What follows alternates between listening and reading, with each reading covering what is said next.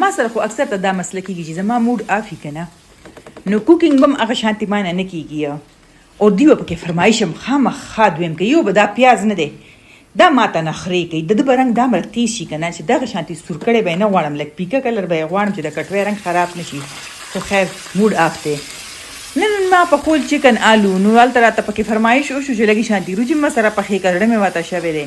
خو تاسو اکثر چکن آلو چې پخوئ که نه هماغه شوربهدار پخوئ نه کله کله داسې طریقه باندې هم پخوئ داسې دی مونږ کلي کې مونږ به داسې پخولو چې لکه پیاز به مې تسور کو پکې به مې چرګو غوښه واچول هغه او ورسره به مې الو ور واچولو الوګان مې پکې داسې ورک شو چې ښکارېدو هم نه پکې خو خیر اوس خو دا چرګې فارمي شوې او زه نن درزي ته تللی وم درزي نه اوس رالم دومره ټایم ناوخته دی که نه په کوکینګ لګیا شوم چې لا یې پکې راته دا هم وویل چې ورسره لږې شانتې روجي به پخې کې فرمایش چې وشي او بیا که زه پوره نه کړم د دې په ما زور نشته خو زما بیا ډېر زیات زړه خفه کېږي بس دې کې مې دغه شانتې 3 ټماټر هم ور واچول ورسره مې اوبه واچول او مالګه مې هم پکې اچولې ده ډکن به پکې کېدو چې لږ دا ټماټر خو پکې را نرم کو که نه او امره به ورته مونږ لږ شانتې پی وسکو خدي خو دا زه اوس لګیا شوم د بګار روجي پخوم چې کله موډ آف وي که نه داسې اسان کار وله ورکوم او ټماټر هم ختم شو نو ما یې زه راځه په بګار به وله پخې کړم بس پیاز مې سور کو هغې کې مې زیره واچوله دا کله کله زه د زیرې په بګار پخوم پیاز هم پکې نه اچوم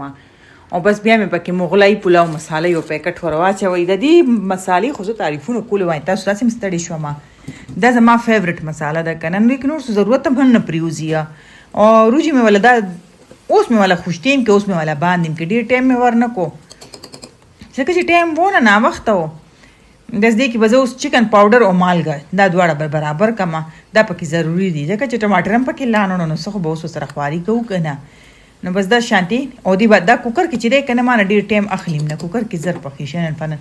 چې مې سکلې لګي راته پیکو لګېدې ما یې لږ شانتې والا سور ټکېدلې مرچکې پکې واچو چې خوند خو یې برابر کې دی خو ټماټر نرم شو الوګان هم تقریبا نرم دی پکې مې واچول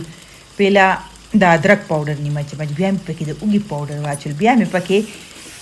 هانډي مساله ور واچوله مرغي مساله د چرګي مساله خپله ملاویږي پیکټونو کې تاسو سره نه د کور مسالې ور واچوي دونه سر به پرې نه خوږوي پخېږي بیا هم ښکلی ځکه چې کار ډېر سور کولو سره مقصد دی او اوږه مې ورته ټکولی نه شوه ځکه مې د اوږې پاوډر ور واچول تاسو وله فرش اوږه او ادرک وټکوئ زما خو موډ آف دی په تاسو څه چل دی چې زما به فالو کوئ ما به کاپي کوئ لکه شانتې خواري کوئ لږې شانتې اوبه مې پکې واچولې چې اوس دا مساله لږه ښه سره شي چې مسالې سره کول هم ضروري دي او ګورئ تاسو ته ښکاري د شکل نه اوس ښه برابر دا پوخ شو که تاسو دې ځای کې شوروا پکې غواړئ ښه د زړه د خلاصه 2 ګیلاسه اوبه پکې واچوئ ما خو پکې لږې شانتې واچولې او دنیا مې ورسره کټ کا بس دې ځای کې دا سالن اوس شو تیار ګیس مې ورلاندې کو بند اخوا روجي چې دي هغه پخېږي روجي چې دی زه په کوکر کې چې کله هم پخوم انن فنن هم پخې شي ټایم رانه ډېر نه اخلي که نه نو هغه زما کار ورسره اسان شي ځکه زه کوکر کې پخوم دا پتون ستا چې څوک دا ویډیو ګوري ځکه چې مال اکثر کومنټ راځي پتون زما نو پتون ستاسو خو ګوري دا کوکر چې دی که نه روجي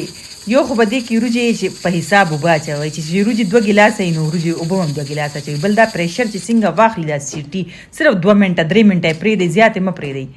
بس دا ښه ښایسته نارمل ګیس باندې دا روجي پخې شي او تاسو ته ښکاري پوره اوږدې ځکه نه شوې چې خوشتې کړې مې نه وې ټول 10 منټه هم نه شوې خوشتې 10 منټه څه شی ټایم دی خو بیا هم ښه او دا سیله رایس وي سیله روجي وي بنسپتي نه وي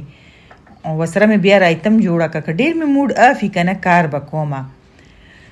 کله کله ورته یم د دې زه نه شی نو اډو ماله ذایقه را نه شي نو دي را پورې خاندي چې نه ذایقه نه راځي ذایقه د نن ستا په دې سوچ کې ده موډ دې آف دی امې مې دې الله وبخي هغې به وې چې دا ذایقه سي دا خوند دا وي زموږ سوچ په مطابق چې موږ وایو چې موږ ښایسته سبزي وړو موږ ښایسته کوکینګ وکړو تاسو له به خوند راځي ګورئ هسې به دله نه راځي ما به ورته چې نه مورې دا خبرې مه کوه چې کوم شی مزیدار یا مزیدار چې کم نه مزیدار که زموږ سوچ ورته ډېره مو وایي که نه چې اوس موږ بینګنو ته کښېنو ووایو چې دا چرګوړی دی